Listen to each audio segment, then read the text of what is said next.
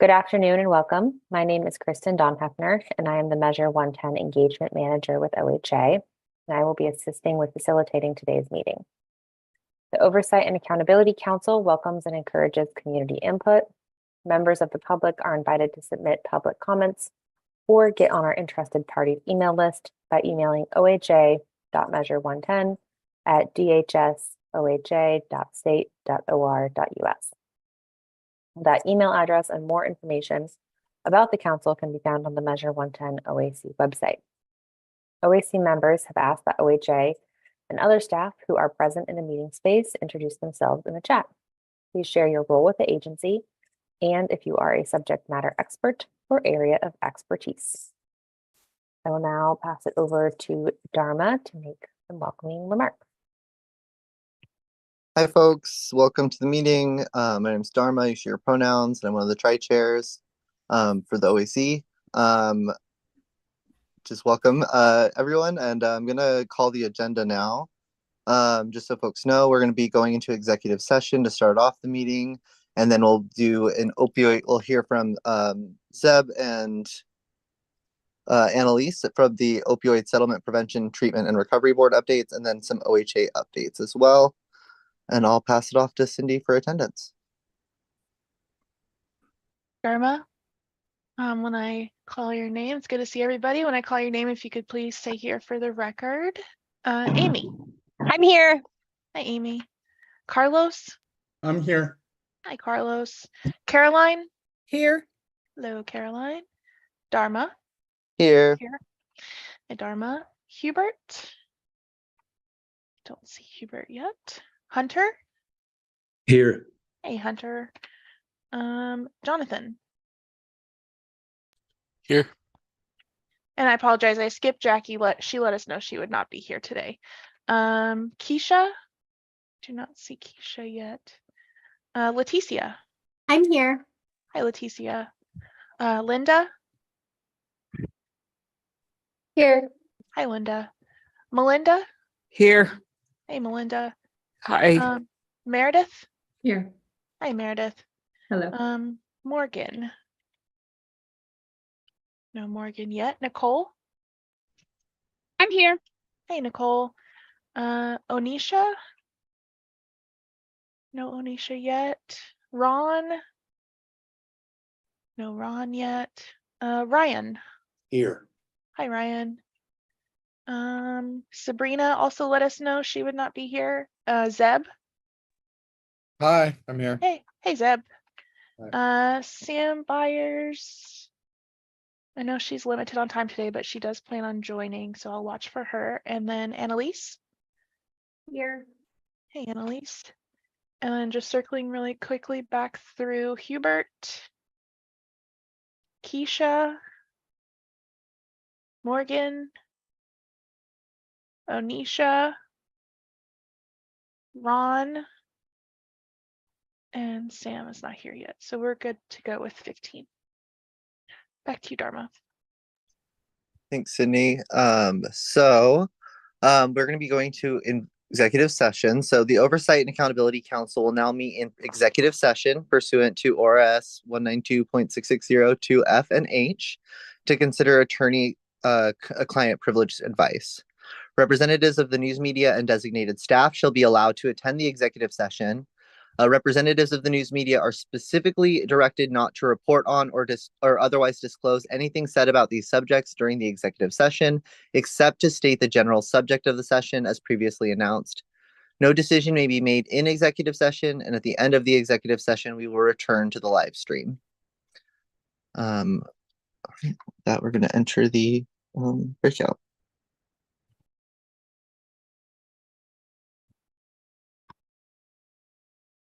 Let me just check with Britt and make sure.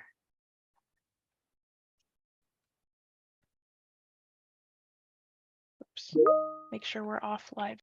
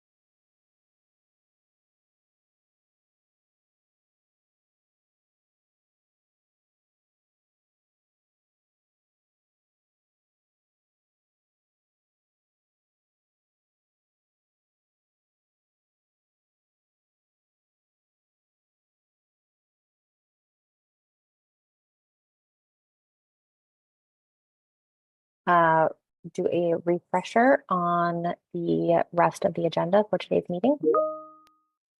So first off, we'll be hearing from Zeb and Annalise about the opioid settlement prevention treatment and recovery board, and then just some OHA updates. And I'll pass it off to Kristen to pass off to Zeb and Annalise. Okay.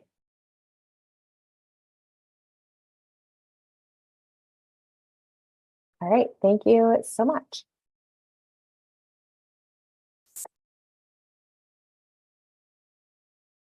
I know Lisa was joining too, and she fell off. So I don't know if you want to wait for Zeb or Annalise, if you wanted to wait for Lisa to get started. We can go ahead and get started. Okay. Are you gonna pull up the, yeah, awesome. Well, thank you guys so much for giving Zeb and I some time today to update you on what's happening at the opioid settlement board. We're gonna kind of switch back and forth a little bit here today and explaining the settlement board and how it was put together. As we are allocating funding from the settlement board, we thought it would be really important for you all to know what's happening over there at your sister board. So as you move forward, making funding, as we all make funding allocation decisions, that we can really be working in collaboration. So I'm the Alcohol and Drug Policy Commission member on the settlement board and serve as co-chair, and I'll say a little bit more about that as we go through. We have a co-chair representing local entities and a co-chair representing state entities. And then Zeb serves as the OAC representative to the board. And before Zeb, it was Blue Valentine. So, and I came on later as well through the governor's office. There had been someone before. So there's a little bit in the very beginning that Zeb and I don't know the history to, but I think Lisa Shields, who staffs the board, is going to come on if folks have questions about that. Next slide. So folks have probably heard there's been a lot of streaming movies, I feel like recently, about the opioid settlements. We are in this place because of predatory practices of pharmaceutical companies. Oregon, like many states, opted into the litigation against manufacturers, distributors, retailers, et cetera, for this behavior. And so when it came into the state, we created this state settlement board. Next slide. So the state of Oregon, through Oregon DOJ, has reached agreement on several national lawsuits since 2021. The funds are divided. They come into the state, and part goes to the state and part goes to the local jurisdictions. There are requirements for how the funds can be used. You'll hear the term a lot, Exhibit E approved uses. Unlike previous tobacco litigation, it is not specifically for opioid use and misuse. It can be for broader substance use disorder purposes. There's fairly limiting language about how it can be used for law enforcement. So that's something that's important to know. It's broad, I think, for all of us in the behavioral health side and how it can be used, but it is clearly not intended to be used for purposes outside of really behavioral health and serving people across the continuum of care. Next slide. So the split and the amount coming. So the way I've been quantifying this for people, because they hear like $600 million, that's great, that's wonderful. Like, no. It's so over the course of the settlement, it's $600 million, and 45% comes to the state and 55% goes to local subdivisions, which are cities and counties with populations greater than 10,000. And we have an annual report that's getting posted that shows all the local subdivisions in case people are curious. I wish I knew that number. If Lisa's here, she can name it off the top of her head. I think it's like 180 or something local subdivisions. So the money gets spread pretty thin. So the amount coming to the state, the way I usually quantify it for people, that 270 million, that's over 18 years, which was about the same amount of money that you all gave out on the OAC in 2 years. So like the quantities are incredibly different. So I think sometimes people have been like, great, this is another Measure 110 source of funding, but it's quite a bit smaller than that.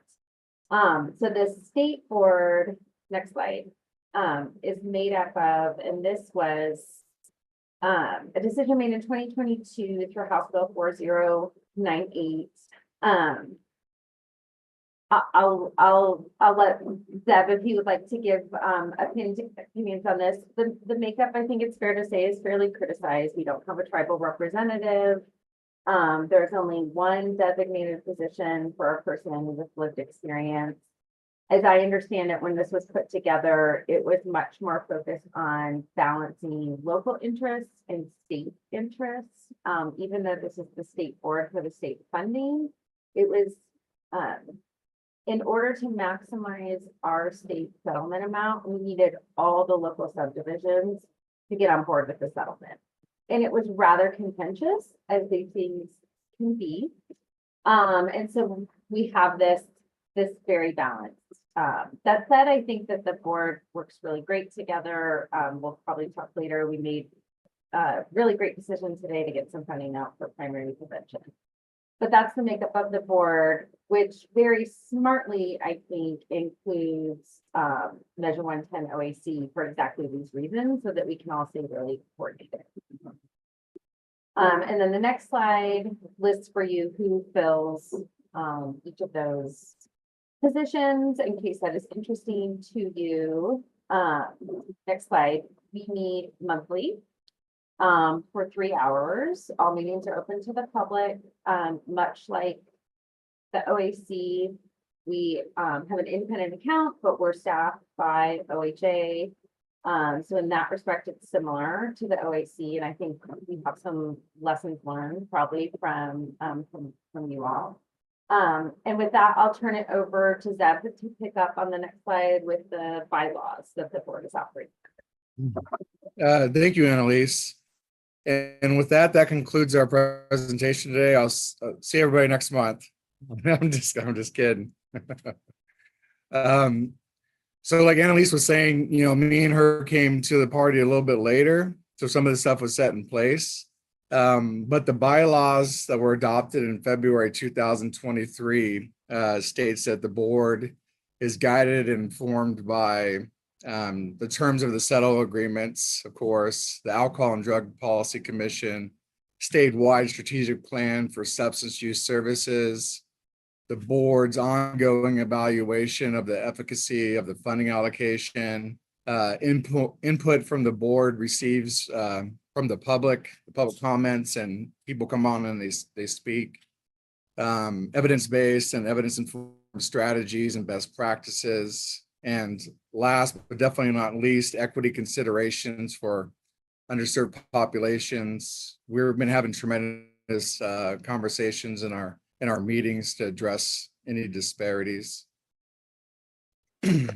So the next slide is the values that were adopted in September 2023 for the board. And these were very important to help us also guide us in our decision-making and our values, empathy and compassion, integrity and honesty, evidence-informed, accountability and transparency, intersectional equity, and innovation and quality. So we make sure to carry these values forth in all our discussions and our decisions that we make. And so a lot of what we do is, since we want to be really informed when we're making decisions, we've had a lot of presentations, presenters to the board, and they range from like orientation to the House Bill 4098, you know, public meeting and ethic laws, you know, tribal SUD and overdose data, harm reduction and action, you know, preventing substance misuse, like any area that we can think of that we want to get educated in, we have experts come in and speak on those specific areas. And sometimes that pops up from one meeting to the next, like, oh, we want to know more about that. So we'll have, you know, Lisa will arrange for these people to come in and educate us more on those areas. And then the tribal set aside. So the board decided to allocate 30% of the state portion of opiate settlement funds to the 9 federally recognized tribes in Oregon.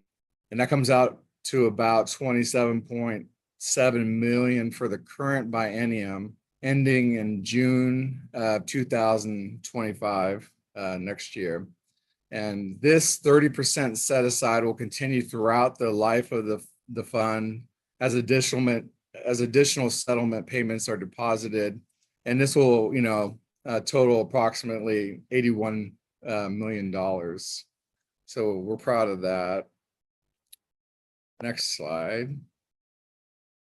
So after the tribal set aside, so after that chunk of money is taken away, we wanted to make sure that we hit in all these different areas because they're so important. And as you can see from the percentages here, we have harm reduction at 22% and the overdose prevention, 22% for primary prevention, 21% for treatment, and 21% for recovery. And then we have the 3% for the research and evaluation, 6% leadership planning and coordination and admin costs that come up.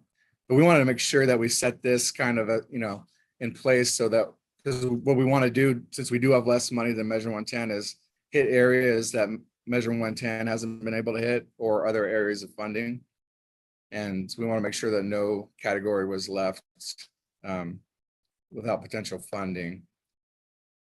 And then other allocations to date, one of the big things that the board's proud of is getting money out really fast, $13.7 million to save lives out on the streets and other life-saving supplies to organizations that are out there doing the work right now. So important. Obviously, we all know about what's going on out there. And then $4 million went to leadership planning and coordination, and that's to develop a unified and evidence-based system for collecting, analyzing, publishing data about the availability and the efficacy of substance use prevention, treatment, and recovery services in Oregon. And this is a statutory requirement. And so we know that this is a tall task right here, but we've made some really good headway so far. That's what I'm trying to figure out.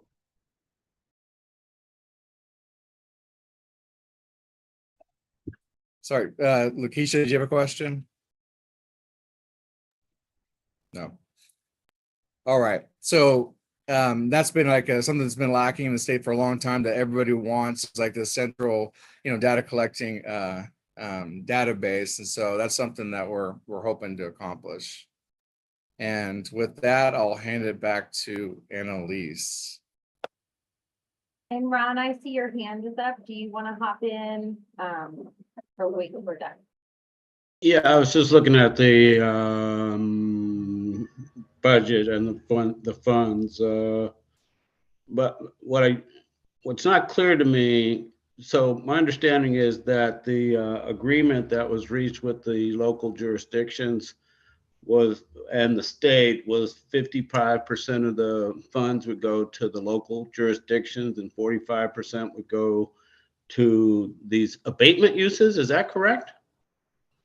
They call it opioid abatement uses, but it is broader than opioid, I would say, to substance use. But yes, that's the breakdown. 55 to the state and 45% is spread out amongst all the local subdivisions. So so I'm just trying to figure out if of the amount that, let's say, the harm reduction overdose prevention that's the state portion. It's not the city, county, metro portion. Yeah. Yep.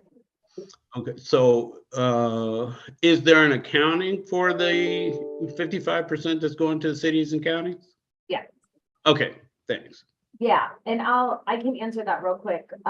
So the report I mentioned, we have elected, so DOJ actually collects the information from the local subdivisions.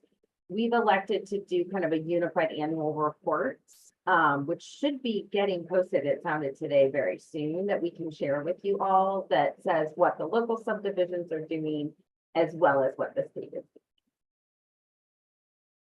Great. So I'm looking at, looks like a report that you all, from your meeting on April 3rd, 2024, and in the packet is kind of a breakdown of expenditures. Yeah. And so all of those expenditures would just be from the state portion. Is that correct? I'm pretty sure that was the list that has the local. So if it has the cities and counties listed in it. Yeah, it's got the counties. I'm not sure. I don't see any cities. Yep. And a lot of them hadn't reported yet when that was collected. It was collected in the fall of 2023, and many of the local subdivisions had not yet allocated. Okay. But they have a central reporting system through DOJ. They also have a settlement administrator who they can work through. And then we have formed ADPC, OHA, DOJ, have formed a collaborative, we're calling it a local settlement collaborative, where we're holding monthly webinars. And then last week at the OPAC conference in Sun River, we hosted a half-day pre-conference for local subdivision folks to come together to start to have some collaboration. The board is very conscious that these small amounts of money are clearly not going to get spread across the entire continuum of care as we're doing at the state, as I've shared, but we can serve as leaders and collaborators in supporting the local subdivisions to make sure that their funding allocations are appropriate under the settlement. So I know ADPC, we've done some technical assistance on that. But also getting them to think maybe beyond just plugging the holes in their budgets. Right, because that was one of the things that I saw, was that some folks are using the funds to essentially supplant salaries for existing staff, or repay themselves for salaries that they spend on peer support and outreach and that sort of thing. Yep. Well, I can tell you one thing, Ron. Sorry, Annalise. You know, we're definitely big on the transparency issue. And as we know, this is very important, and all the money needs to, you know, get to helping as many people as possible. So I can tell you, as a representative for the OAC Council, I'll definitely be looking into that. I appreciate it. It's just when one just kind of, you know, objectively looks at the list of expenditures, but it's pretty broad array of expenses in terms of what they can spend their money on. And to be clear, we're trying to work collaboratively with the local subdivisions. The state has, like, the state board has no authority over the local subdivisions. Yeah, we'll leave it at that. Thank you. It was just something I noted when I was looking through the report.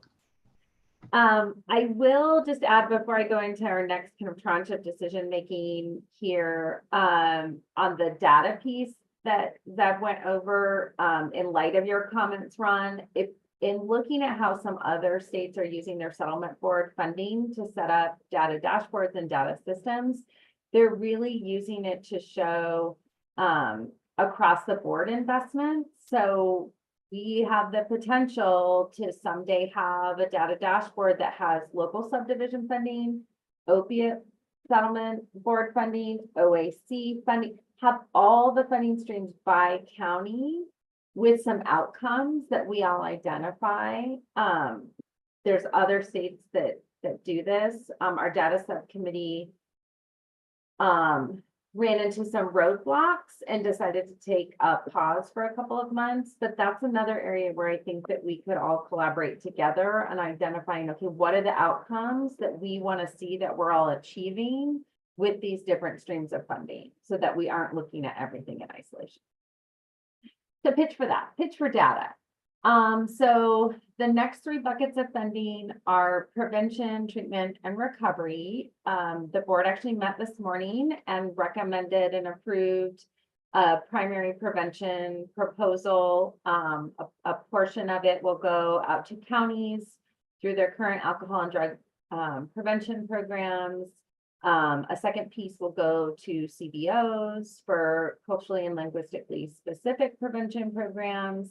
And then there's what I'm really excited about, a pretty small piece, but that's going to go to developing the certified prevention specialist workforce.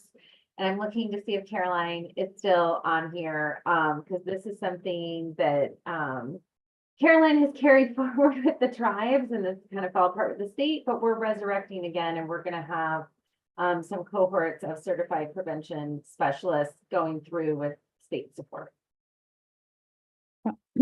Sort of correct. So right now we're doing the cohorts just for the tribe. So I just finished a 3-day substance abuse prevention training. And there's the cohort's going to go until November. And so we're all picking up a variety of different topics. So I do know that that's something that we want to do for the whole state. But we don't have very many, we call it SAPS training, substance abuse prevention training. And I think I'm probably one of the few people who trained to do that course. So, and there's only one of me. And but I do know we want to continue. And I do know there's other people who could do the training. There's several people who could probably do the training. But I'm not really sure who they are. I think Debbie Jones might be one of them who could do the training too. And I think there might have been a couple of people in the Bend area. But for right now, I'm just doing for the tribes because we've been trying to do this for the last couple of years. So, yeah, but we really need to get that prevention. Trainers are trainers. Maybe that's what we should be doing. The trainers are trainers so we can get other people to prepare that so they could do that, hopefully regionally or something. Yeah. So the settlement board approved the small amount of funding to move that forward today. So very exciting. Caroline is a part of putting that proposal together. So that's exciting. Treatment, the recovery is looking at filling some of the gap in recovery community centers. That will be coming up in June. In July, treatment is hard. I think you all know, I mean, I think you all have probably struggled with this as well.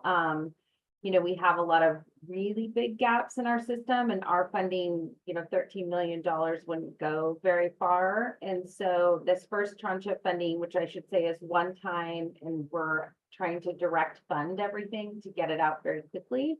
And we'll consider things like RFPs in the future. For treatment, the proposal we're putting together, after much discussion of the board is really leaning in on access to MAT. And we are putting together a proposal to add medication units to existing methadone clinics. Due to changing federal regulations, as I'm sure many of you are aware, we have this opportunity to have mobile and satellite clinics of existing methadone clinics. It's like a pretty streamlined way to get methadone access. And actually at 3 o'clock, our treatment committee will be further discussing that. So that's also one I want to make sure that we're kind of keeping you all in the loop on that as we move forward. So you're all aware with your funding and kind of where everything is going. So that is that. Next slide. Oh, but you know what? I think I kind of missed this. So these are the ADPC overdose recommendations. So as Deb mentioned, you know, one of the bylaws, and it's actually in the bill for the opioid settlement board, is that we align with the Alcohol and Drug Policy Commission strategic plan. Within our strategic plan, I think most folks know we're under a 2020 to 25 strategic plan that was written before fentanyl. And so in line with the strategic plan, the commission late last year came forward with 14 recommendations to reduce deaths related to overdose in 2024. So these have been presented to the board, and then the funding is kind of flowing from this. So our initial focus, I think it's fair to say, is on, even though we have these broad purposes, to really focus on saving people's lives with this first tranche of funding. And so these are the ADPC overdose recommendations, which I'm happy to share in more detail with folks. But I think the most important pieces are the funding that we're getting out the door, and I think the potential to collaborate on the data piece going forward. And I think the last slide has our emails if folks have questions, but with that, we'll open it up for questions if folks have thoughts or questions.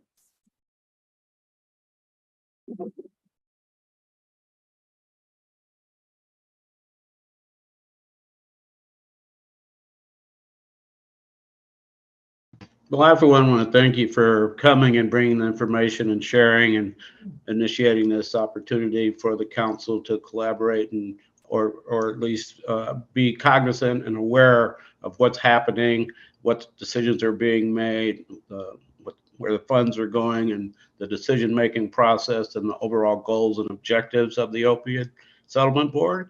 And I want to thank you very much for coming. I really appreciate this information.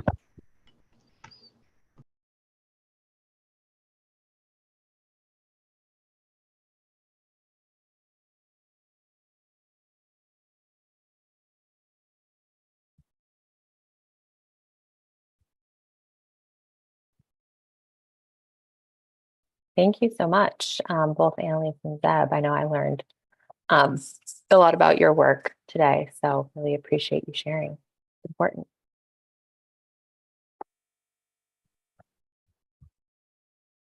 Okay, Dharma, back to you to introduce the next agenda item. I'll just pass it right back to you for the OHA updates. Thank you. And I think actually Sydney has some information on a special session that we would like to hold next week. I do. Thank you. So this is going to serve as sort of an update and a little more information on our rules process for all of you. Carly, you can go to the next slide. I just want to start with a refresher on our rules process calendar. We are on track. I know we're at the very top of the list right now, but we are on track. We have officially set our community engagement dates, which I will have in a later slide. So we're right up at the top where right before we get started on the items in May. We did send you all a draft of the rules. Carly, you can go ahead and go to the next slide again. The drafts that we sent you are going to be the temporary rules that are put in place. So those drafts that you have will not be changed. We sent you the new divisions and a workbook of the changes, a summary of all the changes that were made to the rules. And you will notice a lot of them were mostly made for aligning references, fixing definitions that maybe didn't match others or that had changed since we put our rules into place. So all those explanations are in that workbook that we sent. Next slide. And we anticipated that our presentations today would put us into sort of a time crunch, and acknowledge that at our last meeting, we let you know that we would have an opportunity for all of you to provide input on the rules as we sent them to you. And since we didn't have what we thought was appropriate time for everyone to be able to share their input, we are setting a special session next week. This special session would be held next Wednesday, same council time as usual, 1:30 to 3:30. It is not mandatory. There are no votes that are going to be held, so we don't have to have quorum, but it will be still a public session with the intent of having a thoughtful discussion, productive conversation about the changes to the rules and incorporating any additional feedback that you all have for us as we go toward the permanent process. This is not, like I said already, it's not mandatory. If you don't wish to attend, that is fine. You are still more than welcome and encouraged to join our other opportunities that we will have. And you can go to the next slide, Carly, which talks about all of our upcoming opportunities that we have. So this next special session will be specifically for OAC members in a conversational format rather than which is different from the community engagement opportunities for the public, where members of the public are encouraged to review the rules and we go through them one by one without having really discussion. It's just an information gathering opportunity. So this is going to be an opportunity for us to discuss these changes. I know I've said that like 4 times in this presentation, but we really want to encourage you all to bring your questions and have that conversation, because we are aware that you all created these rules initially and this process has changed, and we really want to make sure we incorporate your feedback into the next round of funding and the rules that will apply to the burns. So this is not your last opportunity for feedback. We will still have and encourage you to join our community engagement opportunities. I will send these out. They were just finalized yesterday, I believe, for as far as the community engagement goes. And then we are still planning on having the RAC, where 51% has to be made up of OAC members. We have not yet determined the rest of the makeup for that RAC, but we will keep you all informed on the next steps. And that's all I have. Do you guys have any questions about that?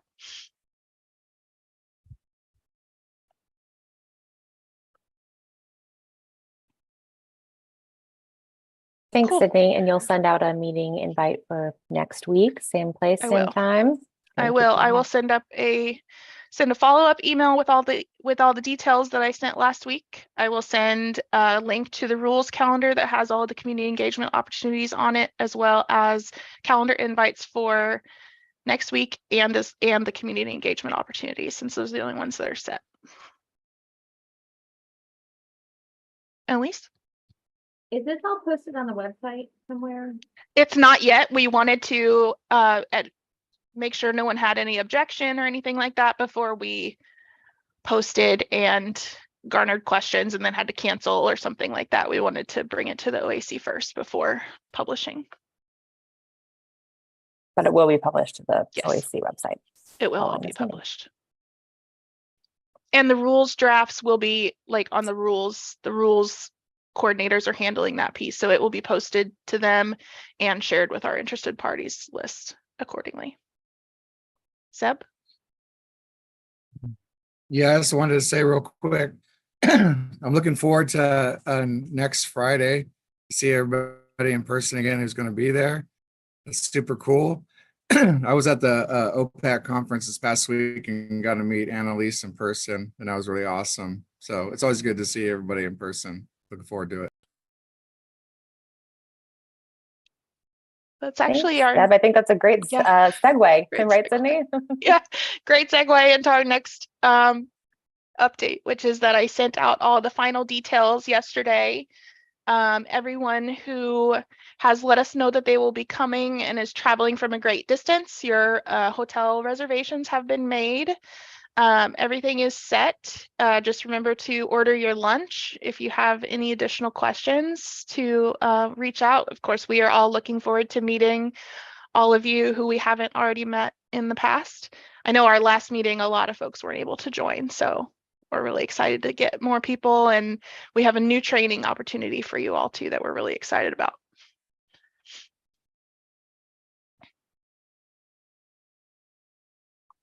Thanks, Sydney. I think that concludes our OHA updates, Dharma. Awesome. Well, thank you so much, everyone, for your time, especially Zeb and Annalise for that really comprehensive presentation.